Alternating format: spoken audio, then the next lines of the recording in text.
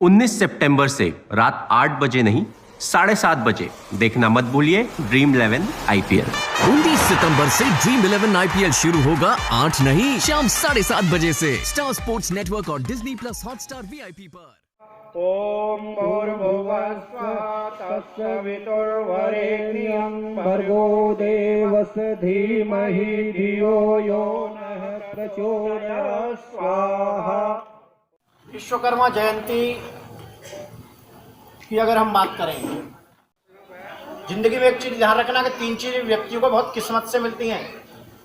एक तो इस यज्ञ में आहुति लगाने का मौका, दूसरा दान देने का मौका और तीसरा सेवा करने का मौका। आजकल की अगर संतान की बात करें तो संस्कार नहीं है, लेकिन आजकल ये जो बीमारियां हैं या कोई भी चीज है, महामारी मान लीजिए, तो ये बढ़ाई किसने? हम लोगों ने तो बढ़ाई है। भागते जा रहे, खाना खाते जा रहे। ये भी यज्ञ बता रहा, कह रहा है कि अगर मान लीजिए आप जल्दी जल्दी में आहुति लगाओगे तो नीचे गिरेगी, और जो आहुति नीचे गिर जाएगी उसका कोई महत्व तो नहीं है। जो हवन कुंड के अंदर गिरेगी, यज्ञ कुंड के अंदर गिरेगी, उसका महत्व है। 3 चीजें अपना लो अपने जीवन में, सेवा, दान और यज्ञ। जब भी आप तीनों चीजें अपनाओगे तो आपको अपने आप सुख शांति मिलेगा। Subscribe now and press the bell icon. Never miss an update. अच्छा सुनो, सब्सक्राइब करते वक्त ना घंटी बजा देना ताकि जब मैं ऑनलाइन आऊं। विश्वकर्मा जयंती की अगर हम बात करें तो विश्वकर्मा जी ने भी कहा कि जो चीज पूर्ण हो जाती है, पूरी हो जाती है, उसका महत्व कुछ ज्यादा बढ़ जाता है। चाहे मकान की बात करें, चालू नहीं हुआ, हवन नहीं हुआ था, उससे पहले सब इधर उधर घूम रहे थे। हवन चालू हुआ, सब अपनी अपनी आहुति लगाने के लिए यहाँ पर आ गए। जिंदगी में एक चीज ध्यान रखना कि 3 चीजें व्यक्तियों को बहुत किस्मत से मिलती हैं। एक तो इस यज्ञ में आहुति लगाने का मौका, दूसरा दान देने का मौका और तीसरा सेवा करने का मौका।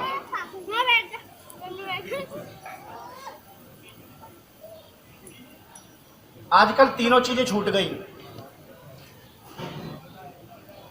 परिवारों की अगर बात करें 98 या 99% की, ये जो 3 चीजें हैं, तीनों चीजें जैसे ही छूटी, एक एक चीज का मैं अर्थ बताता हूं। सबसे पहला शब्द है सेवा। सेवा शब्द छूटा, उसका रिजल्ट निकला कि हमारी जो संतान थी वो संस्कारहीन हुई।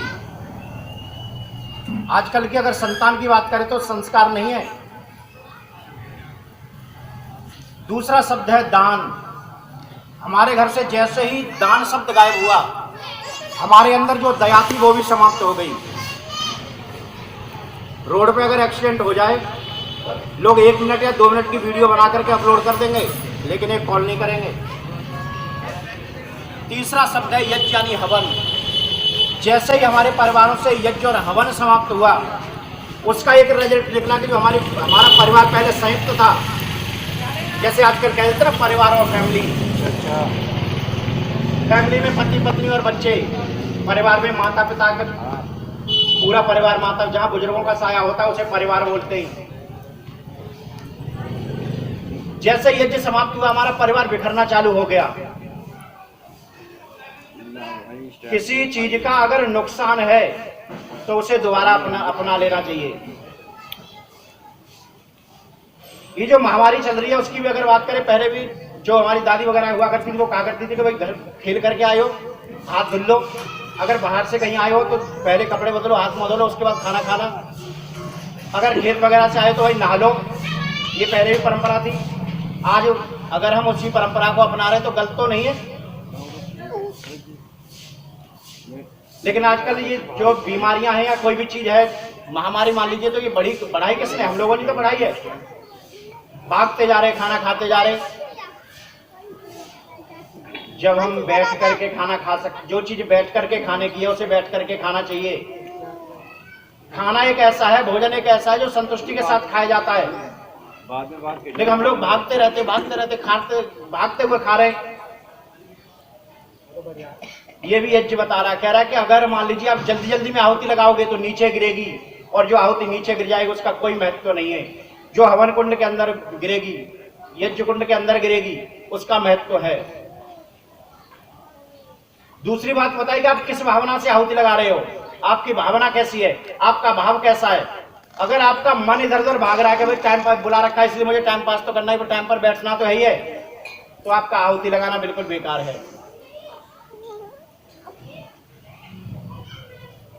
अगर किसी व्यक्ति ने आपको सम्मान दिया है, बुलाया है,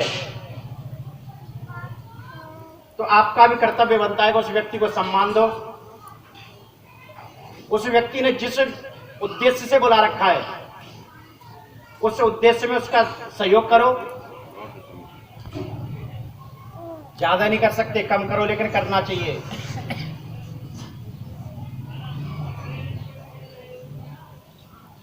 और अगर हम मान लीजिए सहयोग भी नहीं कर सकते या जो हम कोई भी काम नहीं कर सकते और थोप दिया कि भाई तूने बुलाया था इसलिए मैं आ गया, तो मैं तो एक ही चीज कहना चाहूंगा, कड़वी जरूर लगेगी लेकिन सच्चाई है कि इससे अच्छा तो जाओ मत। बुरा मानेगा 2 मिनट का अच्छा है, क्योंकि कड़वा 2 मिनट के लिए कड़वा लगता है, और जो शुरू में मीठी बात बताए तो वो बाद में कड़वापन पैदा करती है। इसलिए कहा जाता है कि कोई भी काम करो, कहीं भी जाओ, अपना टाइम निकाल करके जाना चाहिए, चाहे 2 मिनट निकालो, 10 मिनट निकालो। अगर मान लीजिए आपके पास 2 मिनट है, कह दो भाई मेरे पास 2 मिनट थी, जैसा भी था मैंने सहयोग किया, अब मैं जाने की इजाजत चाहूंगा।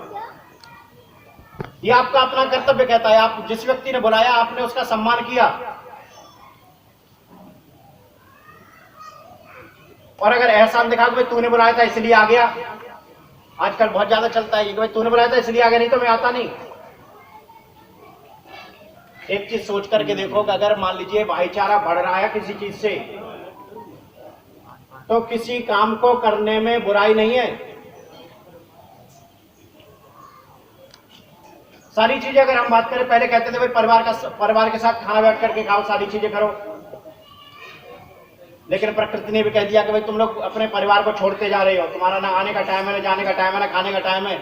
प्रकृति ने कहा कि सारे काम टाइम से करना चालू कर दो। है या नहीं है? हम लोगों ने घर छोड़ दिए थे, परिवार पर इतना ध्यान नहीं दे रहे थे। प्रकृति ने सिखा दिया कि परिवार को टाइम देना चालू करो। अगर हम ये चीजें पहले करते रहते तो आज इतनी दिक्कत नहीं आती।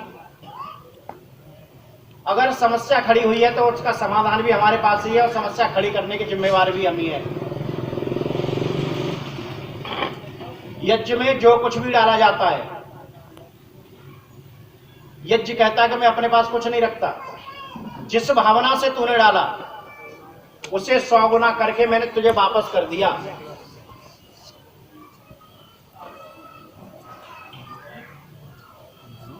अगर आगे कहीं भी जाने का मौका मिले, यज्ञ में, आरती में या कहीं भी पूजा पाठ में, तो एक चीज ध्यान रखना कि हमेशा श्रद्धा के साथ आहुति लगाना, विश्वास के साथ आहुति लगाना कि हे प्रभु मेरे मन में कोई छल कपट नहीं है, मेरा जितना सामर्थ्य था मैंने आहुति लगाई। क्योंकि अपने लिए तो दुनिया जीती है, जो विश्व के लिए जीता है, जो सबके लिए जीता है, वास्तविक इंसान वही होता है।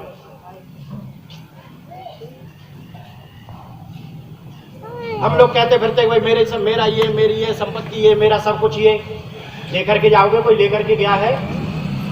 दादा परदादा की शिक्षा दी कि जो है उसका सदुपयोग कर लो, लेकिन हम लोग सदुपयोग की जगह पर तो आजकल तो बहुत सारे परिवारों में ये बात सुनने के लिए मिलती है कि मैं कमा रहा हूं इसलिए, नहीं तो भूखे मर जाओगे तुम लोग। गारंटी देता हूं जो व्यक्ति ऐसी बात कहता हो कि जो भूखे मर जाओगे, मर के दिखाकर कोई भी भूखा मर जाए तो।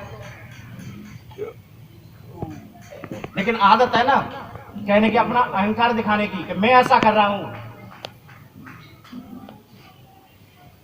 सोच करके देखो, अहंकार तो रावण का भी नहीं चला था। जो रावण सबसे शक्तिशाली, जिसके यहाँ शंकर भगवान स्वयं दर्शन देने के लिए जाते हो सुबह सुबह, जब वो व्यक्ति जीवित नहीं रहा तो सोच करके देखो हमारी तुम्हारी तो औकात ही कुछ नहीं है। 3 चीजें अपना लो अपने जीवन में, सेवा, दान और यज्ञ। जब भी आप तीनों चीजें अपनाओगे तो आपको अपने आप सुख शांति मिलेगी।